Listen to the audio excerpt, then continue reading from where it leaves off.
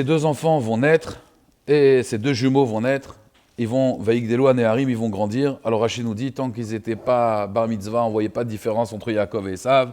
Ils ont étudié dans la même yeshiva. Et quand Esav et Yaakov ont commencé à grandir, chacun a pris un chemin différent. Esav, il était Ish Yodéat Saïd, il savait chasser sans son chien. Yaakov, lui, c'était Ishtam Yoshev Ohalim, donc c'était un homme d'études. Et on voit que curieusement, Vayahev Yitzhak et Esav, Kitsaïd Bepiv, Yitzhak, il aimait Esav, et Rivka, elle aimait Yaakov. Alors là, c'est très bizarre, puisque normalement, la logique, ça aurait été que Yitzhak, il préfère Yaakov. Il a un enfant studieux qui étudie la Torah.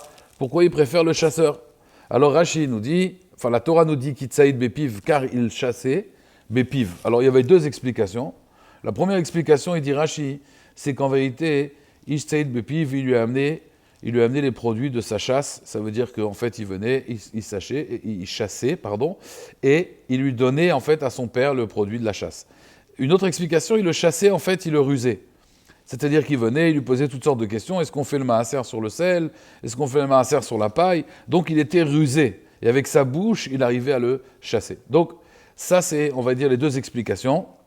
Alors, cela, c'est les deux explications. Donc, on va essayer d'expliquer un peu plus en profondeur. Qu'est-ce que ça veut dire qu'il était Tsaïd Bepiv? Alors, il faut savoir que les Mekoubalim nous disent qu'en vérité, toute la Torah orale, elle vient de Esav. Puisque Shemaya et Vaftalion, d'accord, Shemaya et Vaftalion, Rabbi Akiva, si vous prenez d'ailleurs les lettres Akiva, Shemaya et Vaftalion, ça fait Esav. Pourquoi Rachetevot Esav? Parce que toute la Torah orale venait de Esav. C'est pour ça Tsaïd Bepiv, il a la bouche, parce que lui, c'était Torah chez Béalpé. Yaakov, c'était Torah chez Birtav. Et donc, Yitzhak, lui, il était dans le secret, parce que lui, il était dans Torah chez Béalpé. C'est quoi Torah chez Béalpé, la Torah orale? C'est que Yitzhak, c'est pas comme Avraham. On voit qu'Akadosh Baruch Hu, il n'a pas beaucoup parlé à Yitzhak, plus à Avraham. Et quand il lui a dit de faire la Kedat Yitzhak, en fait, il n'a pas compris. C'est quelque chose qui était Bérémez. Il lui a dit, amène ton fils. On pouvait comprendre de plusieurs façons. Fais-le monter dans la spiritualité. On ne comprenait pas vraiment que c'était un korban. Yitzhak, donc, il représente tout ce qui est secret, tout ce qui est allusionné. Donc, Yitzhak, il représente la Torah orale. Et donc, quand il voit Esav aussi, il représente la Torah orale. La Torah qui est, on va dire, qui n'est pas écrite clairement. Donc, Yitzhak, lui, se dit, Esav, c'est lui qui va prendre la relève. Seulement, Yaakov, lui, qu'est-ce qu'il a fait? Dans le ventre, en vérité, de Rivka, quand ils se sont disputés tous les deux, il y a marqué là-bas que Yaakov, il a attrapé son talon à Esav. Et d'ailleurs, il devait s'appeler Assouï, puisqu'il était fait. Il a pris le Yud, parce que la fin du lettre de Assouï, c'est le Yud. Yaakov, il a pris ce Yud. Mais il faut savoir qu'Esav, il lui a volé, en vérité, les Chachamim de la Torah chez Béalpé. Donc, il y a Yitzhak qui voyait chez Esav, dans sa bouche, il voyait la force de la Torah orale, et c'est pour ça qu'il voulait le bénir. Seulement Rivka, elle a vu que s'il lui donnait la bénédiction, bien au contraire, ces Chachamim qui étaient dans la bouche de Esav, jamais ils allaient sortir. C'est pour cela qu'elle a voulu donner la bracha à Yaakov. Ça, c'est, on va dire, au niveau des Mekoubalim. Mais au niveau du sens simple, le sens pachout, il faut savoir que Esav, en réalité, quand il allait chasser pour son père, alors vous savez que normalement, d'après les Chachamim de la Kabbalah, d'après les sages de la Kabbalah aussi, quand quelqu'un il fait une shrita, il faut savoir que si quelqu'un est tzaddik, quand il mange de la viande, il peut reconnaître quels sont les midot, les traits de caractère du shochet, et quels sont en vérité ses mitzvot, ses averot, quelles pensées il a eu quand il a fait la shrita. Et donc, Esav, il y a marqué dans le Zohar que quand il faisait la shrita pour son père, il faisait tchouva, il avait des bonnes pensées pour faire kivud avaim. Et donc, quand il lui a amené de la viande à son père, il sentait ce parfum-là.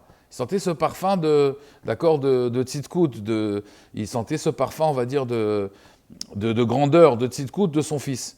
Et donc, c'est pour cela qu'il voulait bénir Esav, parce qu'il voyait un potentiel chez lui extraordinaire, ce qu'il ne voyait pas chez Yaakov. Mais en réalité, il faut savoir, si on va encore plus loin, il y a marqué dans la Gemara, dans Maseret Sanhedrin, que le Yetzer Hara, le mauvais penchant, il ne vient pas dans le ventre de la mère, il vient seulement quand les enfants sortent du ventre de la mère, comme c'est marqué, la péta hatat robet. C'est une discussion entre Rabbi Antoninos, et tout le monde s'est mis d'accord, dans Maseret Sanhedrin, tout le monde s'est mis d'accord que le Yetzer Hara, il sort au moment où l'enfant sort du ventre de la mère, alors le Yetzer Hara rentre dans l'enfant. Donc la question est la suivante. Esav, il est dans le ventre de sa mère. Yaakov aussi. Yaakov, quand il voit une synagogue, il veut sortir. On peut comprendre. Il veut sortir, il veut étudier, il veut faire du Hamal à la Torah, il veut se fatiguer pour la Torah. Il ne veut pas qu'un ange lui apprenne la Torah. Parce qu'il veut se fatiguer, comme le Gaon de Vilna qui a refusé qu'un ange lui apprenne la Torah. Mais Esav, s'il n'a pas de Yetzer Hara, pourquoi quand il voyait une maison d'Avodah Zara, il voulait sortir? Pourquoi il voulait sortir? Il n'a pas de Yetzer Hara. Et là, on va été le travail de Esav. Esav, il était roux comme David Améler. Et le roi David, sa mission, c'était quoi? C'était de faire les guerres d'Hachem. C'était de faire les guerres pour Akadosh Baruch Hu contre les ennemis d'Hachem. Donc en réalité, Esav, qu'est-ce qu'il voulait? Il était roux, il était sanguinaire. C'était pour faire, en vérité, il voulait sortir pour détruire les maisons d'idolâtrie. Et c'était ça son rôle à la base. Et Yaakov devait étudier la Torah et Esav devait détruire l'idolâtrie. D'ailleurs, vous savez que quand il est revenu de la chasse, Esav, il avait un manteau, il était fatigué, et ce manteau, il appartenait à Nimrod. Et Yitzhak, quand il lui a dit, mais où tu viens, mon fils? C'est ton grand-père, Abraham, il vient de mourir, et toi, tu n'es pas là. Il lui a dit, papa, moi, j'ai fait plus que Yaakov. Yaakov, il a fait les prières, il a fait les hashkabot, c'est bien. Moi, j'ai fait plus. Moi, j'ai tué l'ennemi de papy. J'ai tué Nimrod, regarde, j'ai son manteau. Donc, Yitzhak pensait que Esav allait nettoyer la saleté du monde. Il y a des gens, Bémet, il y a des choses qui sont pourris dans le monde. Lui, il était là pour nettoyer la pourriture. Et c'est ça qu'il pensait que Esav allait faire ce travail. C'est pour cela qu'il encourageait Esav, parce qu'il sentait que Esav, il faisait les choses des Shem Shamaim. Seulement, Esav était rusé. Esav, il montrait un côté les Shem Shamaim. En vérité, Rivka, elle, qui a grandi avec des Rechaim, elle a pu déceler ça chez Esav. Mais il faut savoir que Esav, à la base, il avait un rôle extraordinaire. C'était l'Etaken Olam B'Malchut Shaddai. Lui devait nettoyer le monde. C'est comme je vous dis, voilà, quelqu'un il fait un cours de Torah, et il y a du bruit dans une salle. On ne va pas l'écouter. Donc Yitzhak, il a dit, Yaakov, c'est bien, il a la bonne parole. Mais s'il y a des Rechaïm, personne ne va l'écouter. Avraham, on l'a jeté dans le feu, il a été avec Avimelech, on lui a pris sa femme, avec Pharaon. Yitzhak aussi, Avimelech, il a voulu lui prendre sa femme. Yitzhak, il a dit, il faut la Torah, mais il faut aussi une armée. Cette armée, c'est qui? C'est Esav. Seulement, malheureusement, Esav, il a raté son rôle. C'est pour cela que Yaakov, quand il va prendre le manteau de Esav, il va devoir accomplir les deux. La Torah et en même temps la Hagana. Donc Hachem, Isakenu, Bezrat Hachem, que dans Yaakov, les deux puissent se réaliser sans, bien sûr, se détourner du chemin de la Torah.